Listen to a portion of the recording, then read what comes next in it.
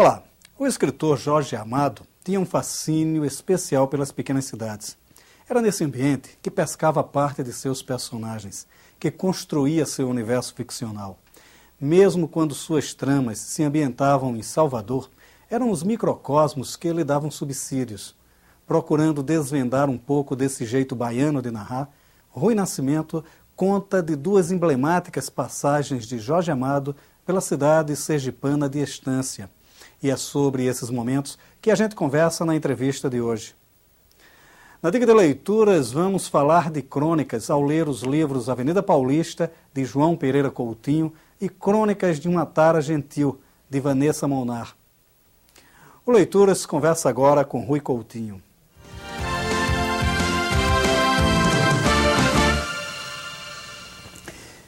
Rui, você escreveu o livro Jorge Amado, né? Uma Cortina que se Abre, que é um livro que tem um aspecto que me desperta a atenção.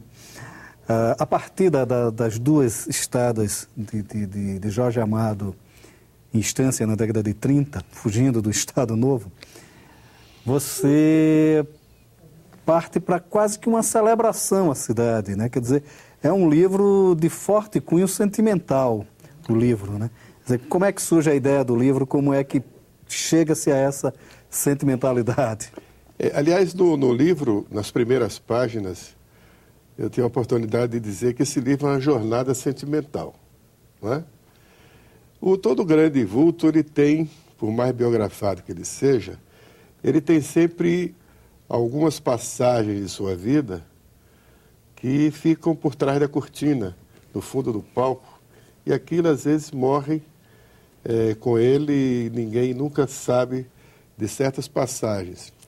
Isso eu já vi em livros sobre Picasso, sobre Napoleão, sobre grandes vultos da história, algumas coisas que ficaram por trás da cortina. E no caso do Jorge, quando ele foi confinado em Estância, que a família conseguiu permutar uma pena de prisão carcerária por um confinamento numa pequena cidade, o pai dele influenciou para que fosse em Estância, onde era a terra dele, pai, um velho Coronel João Amado. Era de Estância, de onde eu sou também. Então o Jorge chegou em Estância a primeira vez em 36, 37. Eu era um menino e ele deu uma festa lá em casa, que está contada aí no livro, que lá para as folhas tantas da festa ele me dá a chave do portão e disse, olha, não deixa ninguém entrar nem ninguém sair, viu? Só dê essa chave para o seu tio.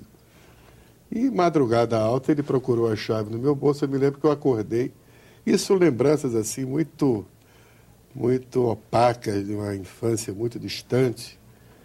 E ali iniciou-se praticamente a vida de Jorge em Estância, que foram passagens assim marcadas por muita festa, muitas realizações de cunho social, cultural. Lá ele fez uma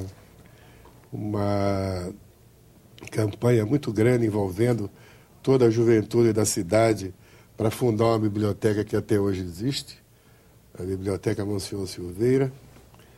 Lá ele criou uma coisa também fantástica, que foi um lactário, a Casa da Criança.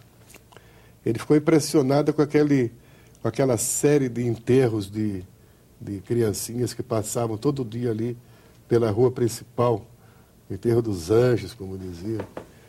Ele aí resolveu acabar com aquilo, fazendo uma prevenção muito grande em relação às mães, da periferia da cidade. E realmente reduziu de uma maneira muito expressiva a mortalidade infantil da época.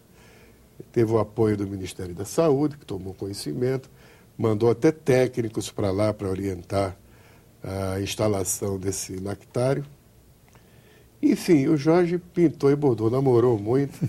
Agora, há uma coisa interessante, porque nos próprios artigos que ele escreve, que são publicados no livro, são transcritos no livro, ele não pega o mérito disso, né? Ele sempre disse que a biblioteca foi uma iniciativa da juventude da cidade, que o lactário foi uma iniciativa do próprio prefeito, né? Quer dizer, você tenta resgatar, então, essa responsabilidade dele frente a essas ações. Algum pode ter sido, por exemplo, o lactário, ele conversando lá, porque na livraria, na Papelaria Modelo, que era a livraria onde eles se reunia a intelectualidade da cidade, ali saía todo tipo de assunto.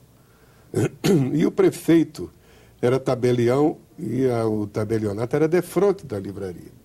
E volta e meia ele vinha participar do papo lá, quando ele via que estava bem animado. Era um velho Leopoldo Souza, muito bom, muito prefeito, muito ativo. E nessa história de se falar sobre isso, veio a ideia. O Jorge era um cara muito irrequieto, muito criativo, muito... ele pegava os assuntos e levava à frente de uma maneira assim, quase que empurrando os outros, como foi um concurso de Miss que ele fez lá também, imagina. Então, essa do lactário, o prefeito participou muito, mas a ideia central foi dele. Como acabar com essa mortalidade?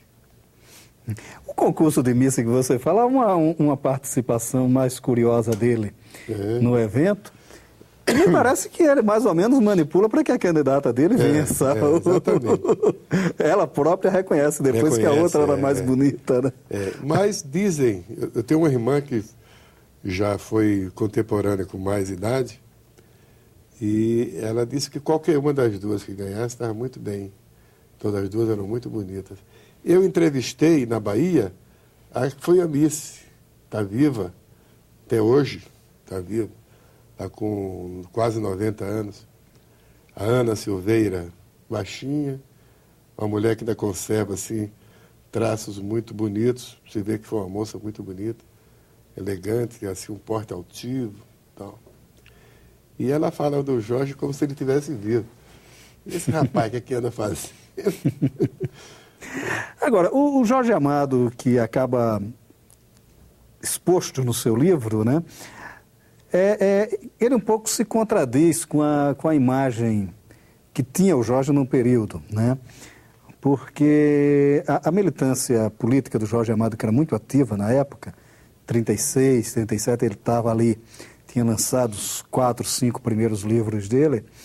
Acho que ele tinha lançado até Jubiabá, salvo engano, né? Eram 4 livros.